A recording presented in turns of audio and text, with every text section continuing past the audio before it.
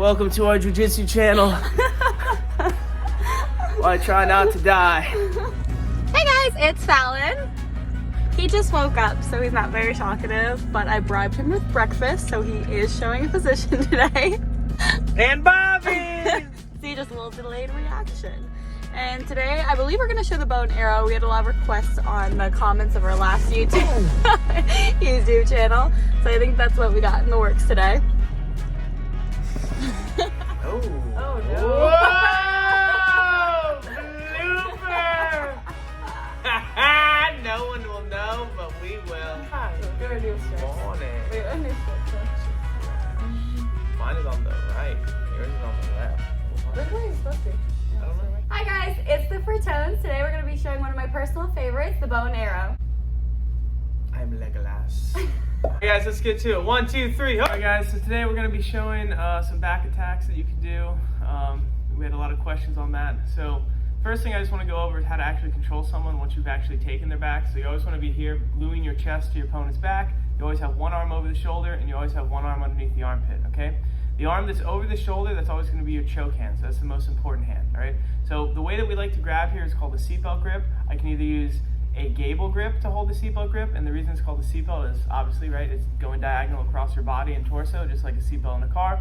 Or what I can do is I can take the hand that's under the armpit, and I can always grab on top of my choke hand wrist. We always want to grab this way and never this way, because it's going to make it easier for me to go for different chokes, and it's harder for her to defend. For instance, if I put this hand on top and she goes to peel, this hand is always going to be open to start going for my attacks. If I put this hand on top, she's always going to grab the hand that's on top, and now my choke hand is going to be disabled. I'm not going to have an easy time feeding to the collar or getting to the neck, okay? So that's kind of how we hold it. We always hold either under like this or a gable grip. That's up to you. I'm always driving my heels into my opponent's hips. I'm staying nice and tight, and I like to glue my chin here to my opponent's shoulder. So to start and begin the most basic of all the back chokes, is going to be the core of this, is I'm simply going to take my bottom hand. I like to open up my opponent's lapel, and I'm going to feed my arm that's over the shoulder, or my choke hand, as deep as I can into my opponent's neckline. So when you do this position, you're opening up the lapel. I like to make a thumbs up just like this, and I'm going to slide my thumb all the way to the back of my opponent's neck. I want my thumb, the tip of my thumb, to almost like touch the back of their spine. So as I open up this lapel, I'm going to start to feed, and I'm going to grab and make a nice strong tight grip here in a fist. When I make this grip, I always want to make sure my knuckles are going up like this, being flared, because if I bend my wrist the other way, that's going to create space and she's going to be able to tuck her chin. So I want to make sure that the alignment of my knuckle and hand is going to follow the neck.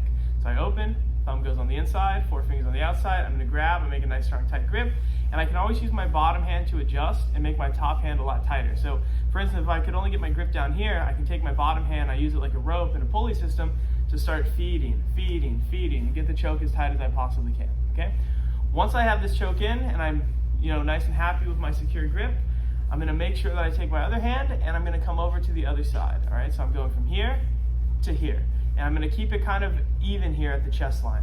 Once I have these two grips to begin my choke, I'm just going to start to extend. A lot of people have the misconception that you want to squeeze from here. That's not the mechanic that you want. I'm now going to pull my chest away from my opponent's back and extend my arms, very similar to a tricep extension. So as I go to create separation in space and I start to extend my arms, that's going to cause the choke, okay? Why? Because it's a blood choke. I'm going to start putting pressure on both arteries. So as I start to pull this lapel, it's going to cut off that artery, and as this hand pulls this lapel, it's going to start to cut off the other artery, okay? So that's kind of the core of everything you're going to do, even before you start the bow and arrow. I'm simply opening up the lapel, my thumb goes inside, and the first hand is the most important. That's 90% of the choke, okay? So I'm just coming in here, I grab, other hand is going to switch over to the other side, I create extension, and then I'm going to get the choke, okay? However, sometimes just doing that isn't going to be enough. As guys get tougher and tougher, we need to gain more leverage. In this first position, I'm only choking my opponent with like my upper body. If I can start to engage my legs and create a better angle, of course it's going to give me more leverage to finish the choke.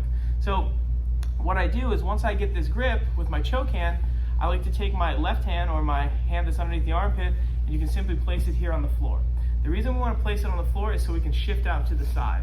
I always want to shift toward the choke arm side. So when I go here, look, I'm going to step out, and my left leg is going to come all the way over my opponent's waistline and belly. So I'm bringing my feet toward the choke arm. This alone is going to start tightening the choke because I'm going to have a much better angle, okay? Now from here, we have two options. I can either grab the pant leg like this, which like a lot of people do, Or I can go right back to the double collar grip, which I like a little better because you're gonna get it tighter on the choke, right? You still wanna cut off both those arteries. But whatever grip you wanna use, it's kind of preference. From this position, another thing I wanna make sure I'm doing is I wanna make sure that I let her body weight hang. I want her to fall down. I want her to hang herself with her own weight, because that's gonna start, applying more pressure to the choke. So when I was directly behind her, if she tries to fall back down, she falls into my chest. But when I create this angle and I get out to the side, you see how she's able to fall down. She's falling down into the choke, making it tighter and tighter and tighter because there's nothing behind her anymore. So my angle is superior. So once I'm here, right, if my left hand wants to grab the knee for now, right, I can take my back leg, that's all that's holding her up. My knee is pinching behind her back. I'm just going to swing it and come up and around her shoulder. So you'll see that, I can use my leg to prop her up, but when I'm ready to guide her down, her back hits the floor, she starts hanging herself. I'm gonna bring my leg over the shoulder like so. Once I bring my leg over the shoulder, I can now generate a lot of pressure from here because I'm putting my hamstring right on top. So what I do now is I'm gonna extend my legs, kind of like a leg press, to create a separation between her shoulder and her neck, and I'm going to start pulling with my upper body. So I'm still keeping my wrist flexed. I pinch my elbow nice and tight to my ribs. My left hand can be here at the knee, and I'm just gonna stretch. So as I go to get this extension, you're gonna get a lot of pressure and a lot of power on the choke here, all right? So go this angle just so you can kind of see. So again, if I'm here, right, I have my hooks in, I have my seatbelt grip, everything's ready to go. I open the lapel, I'm gonna feed my choke hand in nice and tight, thumb all the way to the back of the neck, flare and flex my wrist. My left hand is gonna come to the other side of the lapel, or if you guys have little problems with mobility, you can take this hand and post it on the floor. So all I'm gonna do now is I'm gonna start to move my feet. I move my feet toward the choke arm.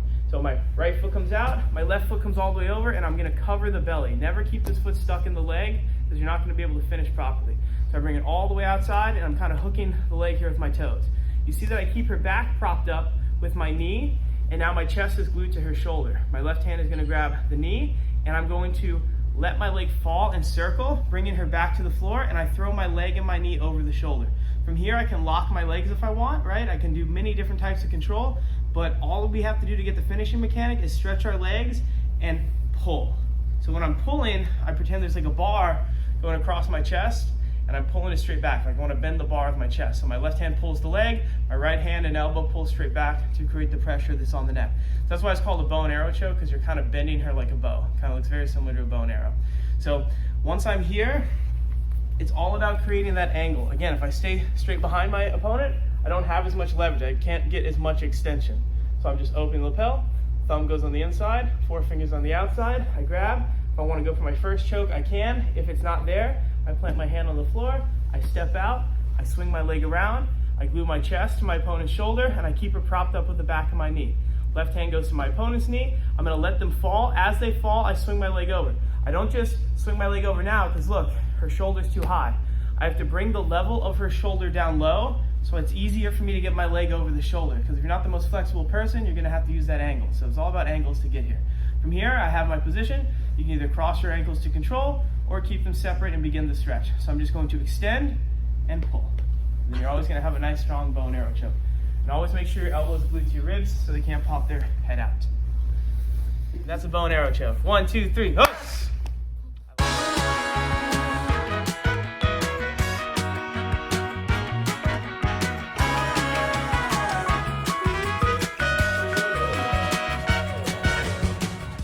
That's it. I hope you enjoyed watching, and don't forget to comment below any positions you want to see in our next video.